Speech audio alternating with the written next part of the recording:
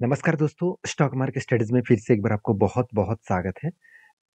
तो आज मैं फिर से आपके सामने कुछ इम्पोर्टेंस कंपनी के अपडेट शेयर करने वाला हूँ।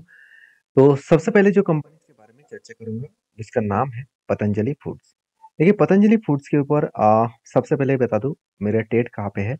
देखिए यहाँ पे एक बहुत लंबा जर्नी के बाद, लंबा मतलब 2022 के नवंबर से मैं देखूँ, अक्टूबर से मंथ से देखूँ, तो यहाँ पे क्या बना एक बिग हेड बना, सॉरी एक कप बना, उसके बाद एक क्या बना एक हैंडल बना।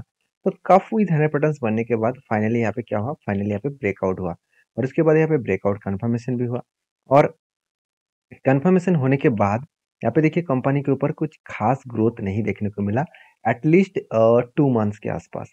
2 मंथ्स नहीं, हाँ 2 मंथ्स बोल सकते हैं, दिसंबर टू जनवरी, तो 2 मंथ्स के आसपास कोई खास परफॉर्मेंस नहीं हुआ। एक चीज़ को आप याद रखना, जब भी कुछ इस तरीके से पैटर्न स्केड होता है तो आपको दो तरीके से चीज़ों को ध्यान रखना होगा। पैटर्न स्केड होने के बाद कंपनी का फंडामेंटल फाइनेंशियल ठीक होना चाहिए।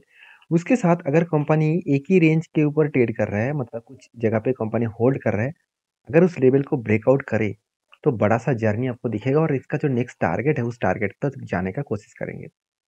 अभी ऊपर जाएगा कि वो नीचे आएगा वो तो बाद में पता चलेगा। फिलहाल के लिए जो टारगेट मैं लेकर चल रहा हूँ, मेरा जो खुद का जो टारगेट है, जो मैं लेकर चल रहा हूँ 2068, ये मेरा खुद का टारगेट है। मैं खुद इस टारगेट को टारगेट के लिए वेट कर रहा हूँ। ऐसे नहीं कि मैं आपको कोई बाई सेल का रिकमेंडेशन दे रहा हूँ।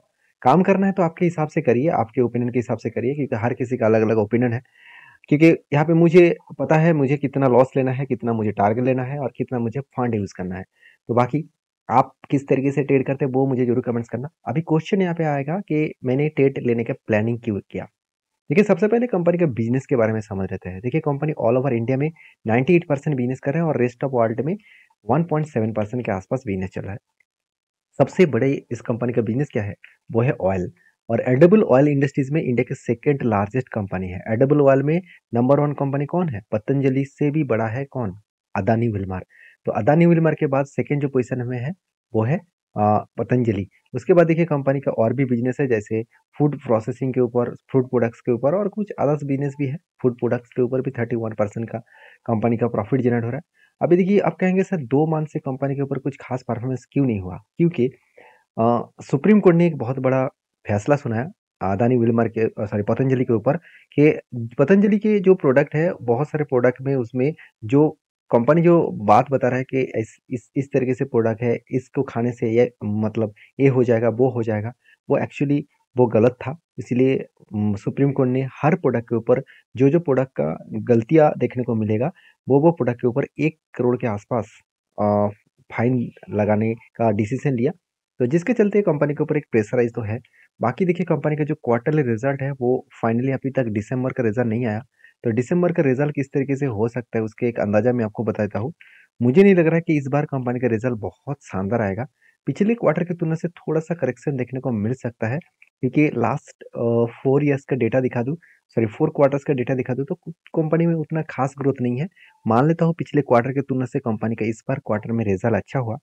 अब ये देखना है कि कंपनी क्वार्टर 3 में किस तरीके से परफॉर्मेंस कर रहा है। तो मैंने इसलिए ले लिया क्योंकि कंपनी के ऊपर क्वार्टर बेसिस में अच्छा खासा प्रॉफिट ग्रोथ हुआ। उसके साथ-साथ कंपनी खुद के बिज़नेस के ऊपर अच्छा खासा पैसा भी लगा रहा है और उसके साथ-साथ कंपनी के अच्छा खासा ट्रेड्स भी मिला। इस बार कंपनी का हाईएस्ट ट्रेड मिला। तो ये सारे कारण की वजह से मैंने क्या किया, इस कंपनी के ऊपर कुछ डिसीजन लिया। बाकी इंस्टीट्यूशन भी इस कंपनी के ऊपर धमाका बाइंग किए। जो एफएस ने ₹1 भी निवेश नहीं किया था, आज वो ही खुद 10% के आसपास होल्डिंग उठा लिया और पिछली बार की तुलना से इस बार भी होल्डिंग को बढ़ा दिया इंस्टीट्यूशन ने और डीएस ने भी अच्छा खासा होल्डिंग को बढ़ा दिया। तो कहने का मतलब है कि इंस्टीट्यूशन जब किसी कंपनी के ऊपर बाई कर रहा है तो कुछ ना कुछ सोच समझ कर ही वो बाई बाय कर रहा है। तो बाई हो रहा है मतलब कुछ ना कुछ बड़ा तो धमाका होने का चांसेस भी देखने को मिल सकता है। बाकी इस कंपनी के ऊपर आपके क्या ओपिनियन है, जरूर मुझे कमेंट्स करना। और आपने किस तरीके से काम करते हैं, ट्रेडिंग करते हैं कि इन्वेस्टमेंट करते हैं, वो भी मुझे कमेंट्स करके बताना। नेक्स्ट, तो नेक्स्ट जो कंपनी है उसका नाम है इंडियन रेलवे फाइनेंस कॉर्पोरेशन, जिसको हम लोग आईआरएफसी नाम से जानते हैं।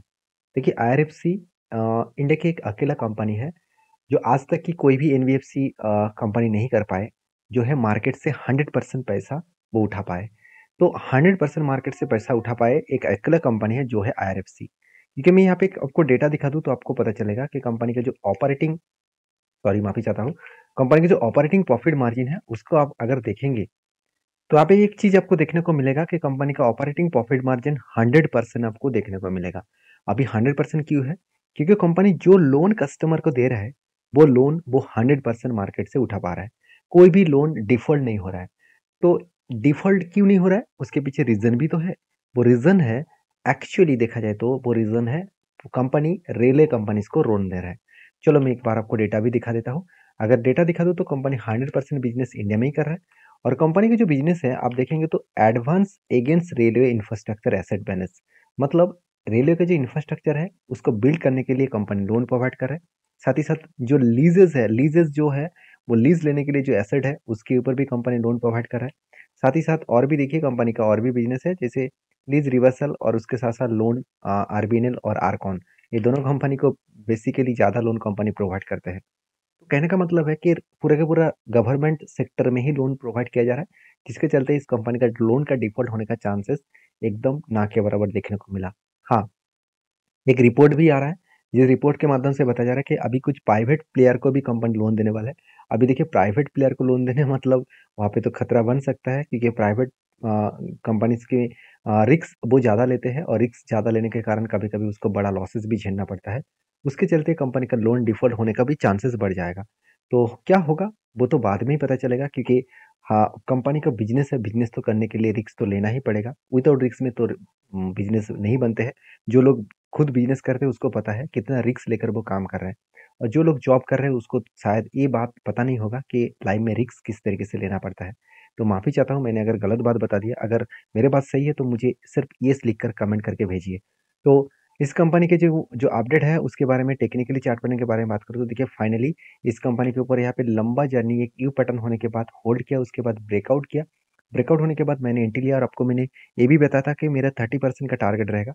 फाइनली 30% का टारगेट मिला।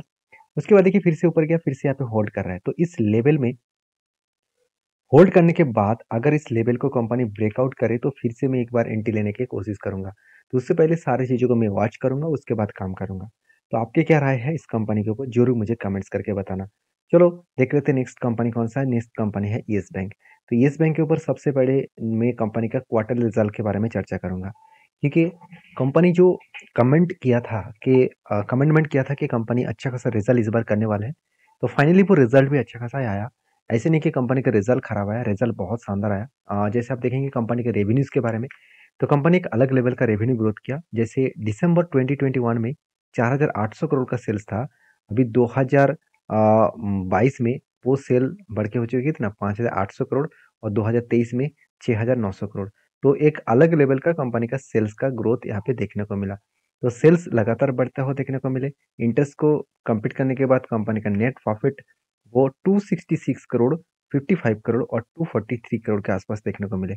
इसका मतलब कंपनी का जो प्रॉफिटेबिलिटी है वो पॉजिटिवली आपको देखने को मिला है। बाकी इस कंपनी के ऊपर और एक बात मैं जरूर कहूँगा, एज ए इन्वेस्टर प्रोमोटर से लेकर एफएसडीएस पब्लिक के बारे में, तो इंस्टीट्यूशन तो नहीं है, सॉरी प्रोमोटर तो नहीं है, बाकी इंस्टीट्यूशन ही पूरा का पूरा माल उठा के रखे हैं।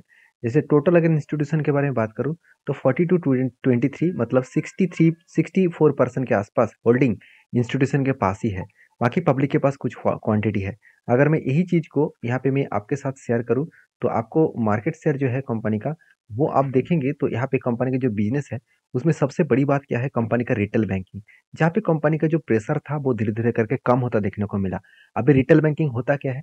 रिटेल बैंकिंग का मतलब है कंपनी के बैंकिंग के ऊपर जब हम लोग सेविंग अकाउंट में करंट अकाउंट में पैसा रखते हैं, तो पैसा जब हम लोग डालते हैं सेविंग और करंट अकाउंट में, तो वो पैसा कंपनी को रिटेल बैंकिंग से पैसा मिलता है।